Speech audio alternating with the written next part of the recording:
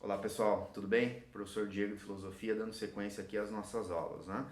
Na semana passada, então, nós vimos Thomas Hobbes, o primeiro filósofo contratualista, segundo a sequência do nosso material. Nessa semana continuaremos o mesmo assunto, mas agora entendendo a visão de John Locke, ok? Esse não é um filósofo novo para nós, uma vez que pela categorização, né, pela divisão dos conteúdos do PSS, no ano passado nós já vimos o empirismo clássico e entre Francis Bacon e David Hume estava lá John Locke, né? Então não é um filósofo novo, embora agora a perspectiva seja outra. O empirismo, a gente estava tratando da epistemologia na filosofia, agora pensamento político, ok? É essa perspectiva. Sendo assim, comentaremos hoje brevemente, né, a respeito do liberalismo, o que é esse modo de conceber, especialmente a vida econômica, mas sobretudo a conduta do sujeito em sociedade. Ela deve ser livre, por isso o liberalismo.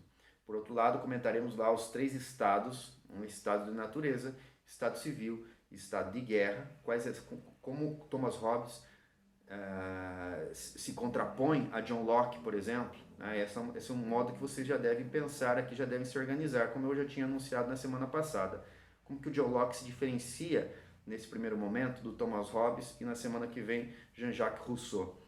Esses três estados então serão abordados hoje e na parte final da aula a concepção de propriedade privada e trabalho para John Locke. Compreendidos esses elementos aqui, né, os três do meio e os dois que estão na ponta, a gente compreende muito bem a visão do John Locke a partir do seu pensamento político, ok? Então eu peço que vocês acompanhem pelo livro, lá entre as páginas 54 e 57, tudo que for comentado hoje está compreendido nessas páginas aqui, beleza? Sendo assim, pessoal, então o que vem a ser o liberalismo? O liberalismo clássico, que é abordado também em outras disciplinas, e que nesse momento vai inclusive dar argumentos, dar elementos filosóficos e ideológicos para a Revolução Francesa, que viria posteriormente à vida do John Locke, e que em Jean-Jacques Rousseau, na semana que vem a gente vai ver muito mais, de maneira muito mais enfática. Essa é a visão que vai olhar para o sujeito de maneira contrária ao Thomas Hobbes, de modo muito mais benevolente. Né? Se a compreensão de Hobbes era que o ser humano era mau, homo homini lupus, por outro lado, John Locke vai dizer que o ser humano é bom, né? Ou seja, no seu estado de natureza, o ser humano vive numa liberdade natural, ok? Então, nessa visão do liberalismo, a gente já tem a compreensão do sujeito no seu estado de natureza. O ser humano é bom, diferentemente de para Hobbes, que era o lobo do homem mesmo, né? O lobo dele mesmo, homo homini lupus. Essa compreensão ontológica, ou seja, o estudo do ser, para esse filósofo John Locke, vai compreender que o ser humano é bom na essência, e por isso o Estado não precisa ser total, né? Não precisa ser um monstro, um leviatã, como era para Hobbes, ok? Então a gente já parte aqui de uma concepção do estado de natureza muito mais benevolente do lado do John Locke, diferentemente do que era para Thomas Hobbes, ok? Sendo assim, o que é o estado de guerra para John Locke? Se o estado de natureza é o estado em que o ser humano vive na sua liberdade natural, a partir de leis naturais e que ele vai respeitar normalmente, é uma possibilidade, ok? É uma possibilidade que o estado de guerra aconteça, diferentemente do que é para Thomas Hobbes. Thomas Hobbes vai dizer que o estado de natureza é estado de guerra de todos contra todos. John Locke vai dizer não, se o ser humano é bom, há uma possibilidade do estado de guerra, mas não uma necessidade, não é necessário, né, o estado de guerra, ok? Então, para que serve o estado civil, que é o terceiro estado aqui que nos interessa para a compreensão do pensamento político de John Locke? O estado civil é o momento em que o povo, as pessoas se unem e deliberadamente percebem que o Estado ele precisa contingenciar, ele agir em alguns momentos, especialmente nessas possibilidades de estado de guerra, porque é uma possibilidade, mas não uma necessidade. Por outro lado, a função primordial do Estado consiste naquilo que eu peço que vocês pausem o vídeo nesse momento e vão para a página 56 do livro de vocês, quando há lá um box em que um trechinho do John Locke está destacado lá. Então, por favor, pausem o vídeo, né, e retornem na sequência. Bom, eu pressuponho que você pausou e fez, né, a leitura lá, um trecho curto.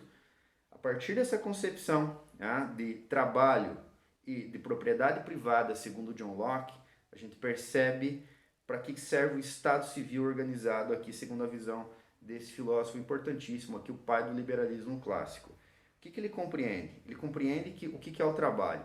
O trabalho é a intervenção do homem lá no estado natural, no estado de natureza. Se no estado de natureza não existe propriedade privada ainda e tudo é de todos, o trabalho do ser humano é um trabalho de intervenção na natureza. Então, por exemplo, é o exemplo que ele dá, existe a macieira e existe a maçã. No momento em que você, por força do seu trabalho, retira a maçã da macieira, agora ela é de sua propriedade. Ou seja, o seu trabalho, a sua intervenção na natureza fez com que você tivesse agora uma propriedade privada. A maçã é sua agora por fruto do seu trabalho. Tudo bem? Para que serve o Estado, então, agora? Um Estado que deve ser mínimo, ó, a noção de Estado mínimo, né, tão falada aí nos últimos anos, especialmente nos últimos 3, 4 anos, né?